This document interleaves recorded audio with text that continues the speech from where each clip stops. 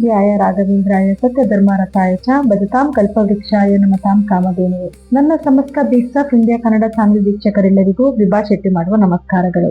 ಎಲ್ಲರಿಗೂ ಯುಗಾದಿ ಹಬ್ಬದ ಹಾರ್ದಿಕ ಶುಭಾಶಯಗಳು. ಬೇವಿನ ಕಹಿ ಬಾಳಿನಲ್ಲಿ ಮರೆಯಾಗಲಿ, ಬೆಲ್ಲದ ಸಿಹಿ ನಿಮ್ಮ ಜೀವನದಲ್ಲಿ ಸದಾ ತುಂಬಿರಲಿ. ಈ ಯುಗಾದಿ ನಿಮ್ಮ ಬದುಕಿನಲ್ಲಿ ಸುಖ, ಶಾಂತಿ ಮತ್ತು ಸಮೃದ್ಧಿ, ಹೊಸ ಬೆಳಕನ್ನು ತರಲಿ ಅಂತ ಹಾರೈಸ್ತಾ ಹೊಸ ವರ್ಷದ ಶುಭಾಶಯಗಳನ್ನ ನಿಮ್ಗೆ ಹೇಳ್ತಾ, ಯುಗಾದಿ ಹಬ್ಬ ಅಂತಂದ್ರೇನೆ ಪ್ರತಿಯೊಬ್ಬರಿಗೂ ಕೂಡ ಏನು ಹೊಸ ವರ್ಷ ಬರ್ತಾ ಇದೆ.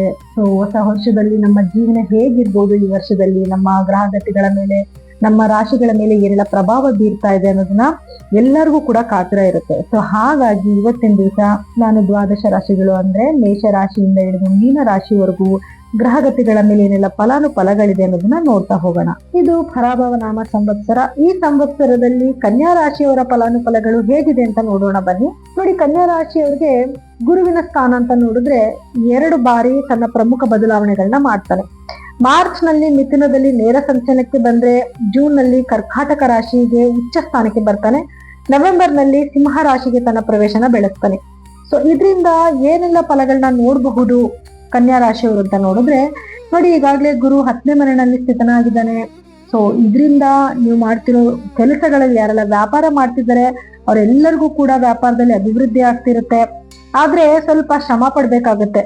ತುಂಬಾ ಎಫರ್ಟ್ ಹಾಕಿ ಕೆಲಸ ಮಾಡಿದ್ರೆ ಮಾತ್ರ ಉತ್ತಮವಾದ ಫಲಗಳನ್ನ ಖಂಡಿತವಾಗ್ಲೂ ನೀವು ನೋಡಬಹುದು.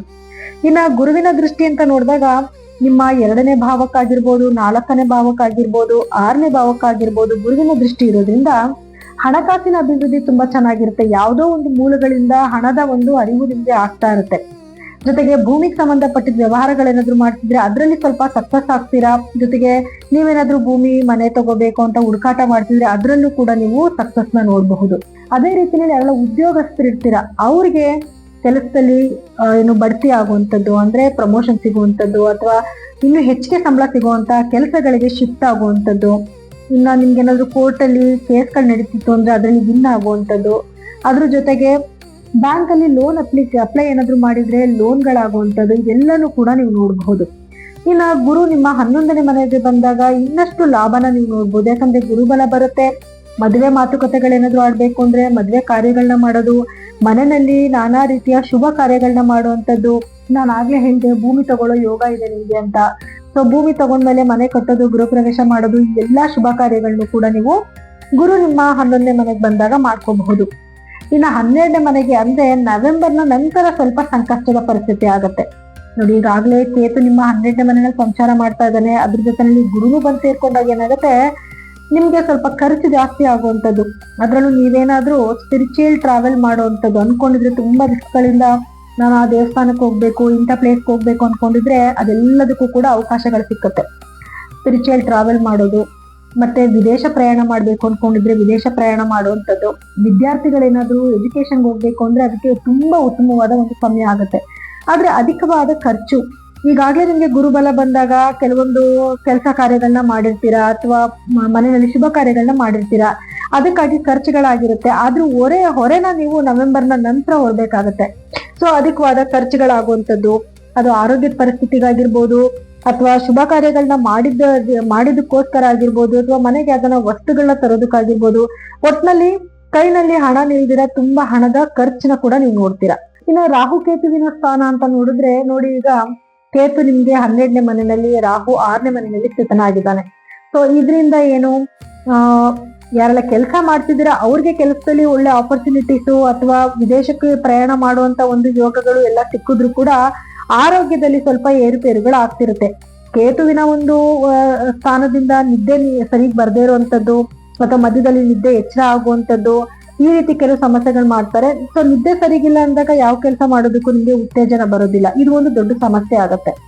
ಜೊತೆಗೆ 6ನೇ ಮನೆಯಲ್ಲಿ ಇರುವಂತಹ ರಾಹುವಿನ ಒಂದು ಪ್ರಭಾವದಿಂದ ಆರೋಗ್ಯದಲ್ಲಿ ಸ್ವಲ್ಪ ಏರುಪೇರುಗಳಾಗುವಂಥದ್ದು, ರಕ್ತಕ್ಕೆ ಸಂಬಂಧಪಟ್ಟಿದ್ದು, ಸ್ಟಮಕ್ ಇನ್ಫೆಕ್ಷನ್ ಆಗುವಂಥದ್ದು ಅಥವಾ ಸ್ಕಿನ್ ಡಿಸೀಸ್ ಬರುವಂಥದ್ದು, ಈ ಕೆಲವೊಂದು ಸಮಸ್ಯೆಗಳನ್ನ ನೀವು ಎದುರಿಸಬೇಕಾಗಿ ಬರುತ್ತೆ. ಡಿಸೆಂಬರ್ನ ನಂತರ ರಾಹು ಕೇತುವಿನ ಬದಲಾವಣೆ ಆದ ನಂತರ ರಾಹು ನಿಮ್ಮ 5ನೇ ಮನೆಗೆ ಬರ್ತಾನೆ, ಕೇತು ನಿಮ್ಮ 11ನೇ ಮನೆಗೆ ಹೋಗ್ತಾನೆ.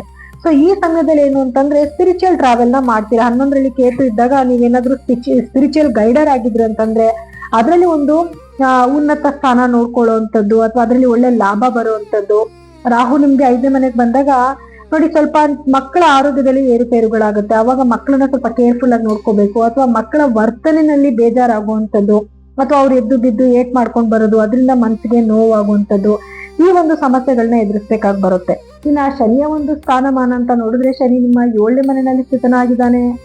7ನೇ ಮನೆಯಿಂದ ನೇರವಾಗಿ ಲಗ್ನಕ್ಕೆ ದೃಷ್ಟಿ ಬೀಳ್ತಿರೋದ್ರಿಂದ ಸ್ವಲ್ಪ ಲೇಸಿನೆಸ್ ಫೀಲ್ ಮಾಡ್ತೀರಾ. ತುಂಬಾ ಏನಾದ್ರು ಒಂದು ಕೆಲ್ಸಕ್ಕೆ ಹೋಗ್ಬೇಕು ಅಂತಂದ್ರೆ ನಿಧಾನಗತಿನಲ್ಲಿ ಹೋಗ್ಲೋ ಬೇಡವೋ ಅಂತ ಅನ್ಕೊಳ್ಳುವಂಥದ್ದು.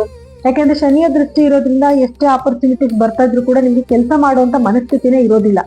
ಸೊ ಆ ಮನಸ್ಥಿತಿನ ನೀವು ಬದಲಾಯಿಸ್ಕೋಬೇಕು ಅಂತಂದ್ರೆ ಕೆಲವೊಂದು ರೆಮಿಡೀಸ್ ನ ನೀವು ಮಾಡ್ಕೊಬೇಕಾಗುತ್ತೆ. ಇನ್ನ ದಂಪತಿಗಳ ಮಧ್ಯದಲ್ಲೂ ಕೂಡ ಸ್ವಲ್ಪ ವೈಮನಸ್ಯ ಇರುವಂತದ್ದು, ಭಿನ್ನಾಭಿಪ್ರಾಯಗಳು ಬರುವಂತದ್ದು, ಈ ತರದ್ ಏನೇ ಸಮಸ್ಯೆ ಬಂದ್ರೂ ಕೂಡ ಗುರುವಿನ ದೃಷ್ಟಿನೂ ಕೂಡ ಇರೋದ್ರಿಂದ, ಯಾಕಂದ್ರೆ ಗುರು ನಿಮ್ಗೆ 5ನೇ ಮನೆಗೆ ದೃಷ್ಟಿ ಬೀಳುತ್ತೆ.